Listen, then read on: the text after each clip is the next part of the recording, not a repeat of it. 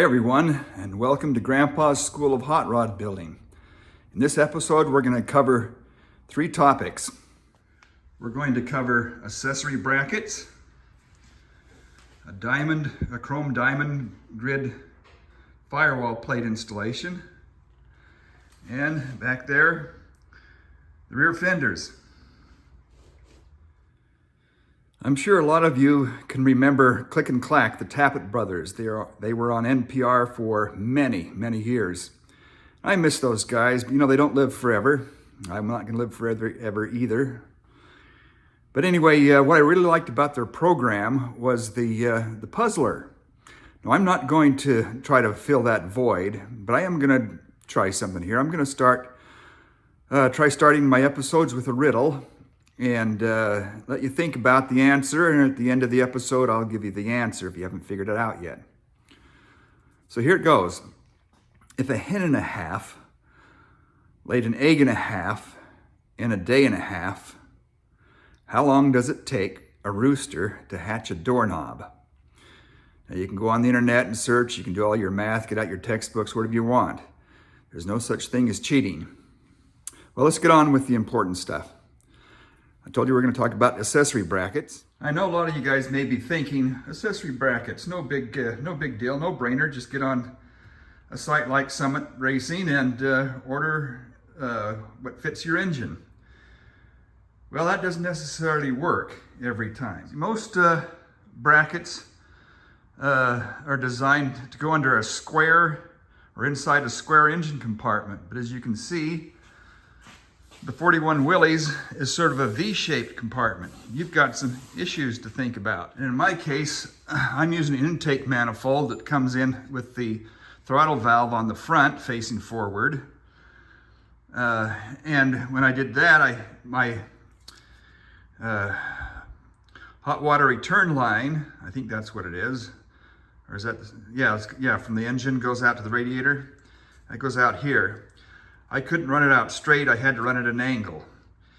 And on my intake, I want the snorkel to come out, turn, and come over here to the side of the engine so I can get some cool air. It's pretty hot it'll be kind of hot right in here, so I don't want that there.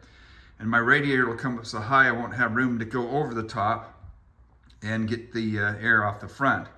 Engines like cool air. I'm not going to go into the thermodynamics issues on that. If you want to take a course on that at your local university, be my guest. But most guys that do a lot of engine building know that engines like cool air. Anyway, that restricts this area here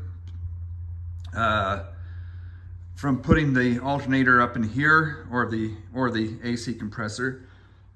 Now my power steering pump, I was able to put that in the stock place and wrap that up there. I'm gonna have to play with these lines a little bit when I put my drive shaft through, because that's gonna kind of come at where does that, it comes out down here.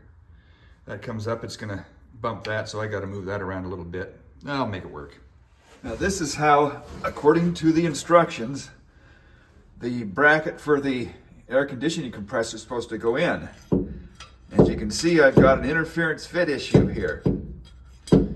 Now some guys would just want to cuss and carry on and try to find another thing, but cussing doesn't solve any problems. So I came up with a slightly different way of doing it, and I'll show you that. I resolved the issue by simply turning the bracket upside down. Now I have no interference at all. I can move this full area swing. I should be able to get it mounted in there. I can pick one or the other points here to be my anchor point, and I shouldn't have any problem at all. I do have an issue that either way, it's the problem. It's supposed to bolt on down here, and it's not quite long enough. I'll just put a filler in this piece here somewhere. I'll just weld a filler in and extend this arm length, and problem solved. Now, Vintage Air had the bracket for the AC compressor that was side mount and kind of low. With my V-shaped hood, it wasn't quite low enough. So this bracket here I flipped it over, and so this AC compressor mounts under the bracket rather than on top. And I had to extend it out a little further so that my AC hose lines would clear the exhaust header. And then as for the alternator, I had to put it up high. I ordered one that was a little bit on the overkill to give myself plenty of room to add more gizmos in the future.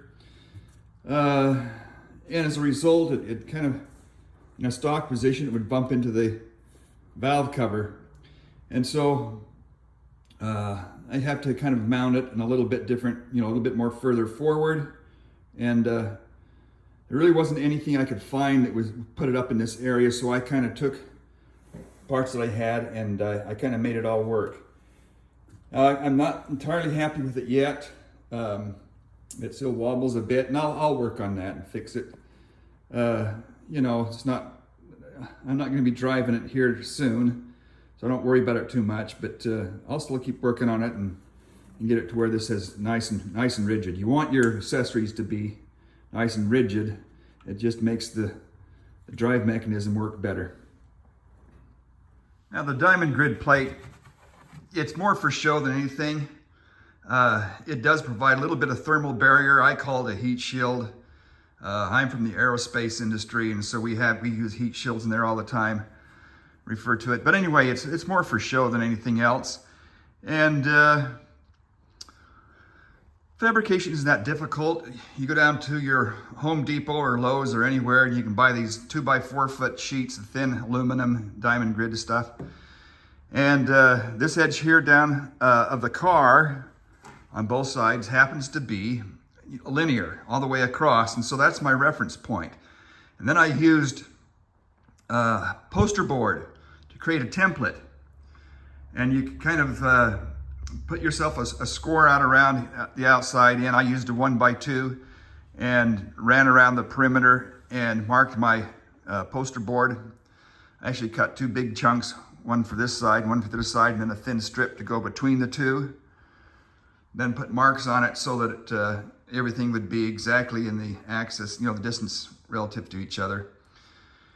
And then I went over and anyway, this is the back side of my scrap that I didn't use. It's a piece there I cut out for practicing riveting on. Haven't used this before. Anyway, you lay your template down, you scribe back along the line, and you take I used my cutoff saw, it's my side cutter, and I cut barely outside of the line. And I took my aircraft shears. Where are they? This tool right here. Snip, snip, snip. Some people call them tin snips, I call them aircraft shears. And then I did the fine cut on that so that I'd have as good an edge as I could get. Then I took this, this is door edging. Usually goes on the outside of a door, the perimeter. Well, this can be a front opening door, so it'd be on this side, but most doors hinge from the front. You usually see them on this side of the doors. So when you open up the door, it bumps into something and doesn't leave a big mark. Anyway, it's quite flexible.